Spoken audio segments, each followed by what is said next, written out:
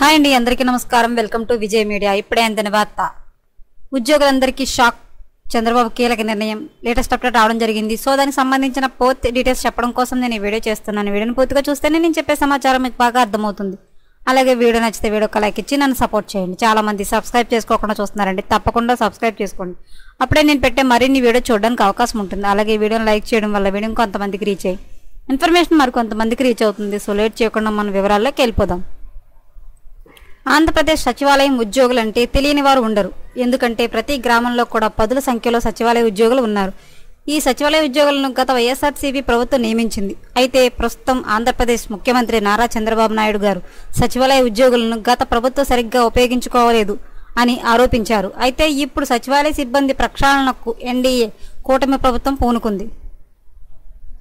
సచివాలయ ఉద్యోగులకు సరైన జాబ్ చార్ట్ లేకపోవడం వలన కొంతమంది ఉద్యోగులు ఎక్కువ పని ఒత్తిడి ఉంటుంది. మరికొంతమందికి అసలు సరిగ్గా పనే లేదని తెలిపారు. అయితే ఇప్పుడు వాటన్నిటిని సరిచేయడానికి కూటమి ప్రభుత్వం ప్రణాళిక సిద్ధం చేస్తోంది. ప్రస్తుతం సచివాలయ సిబ్బందిలో కొంతమంది విధులను వేరే శాఖలలో ఉపయోగించుకోవడానికి సంబంధిత అధికారులతో చర్చలు జరుపుతున్నారు. ఎప్పటికప్పుడు ఇలాంటి మరిన్ని లేటెస్ట్ అప్డేట్ల కోసం మన ఛానల్ తప్పకుండా సబ్స్క్రైబ్ చేసుకోండి. Thanks for watching.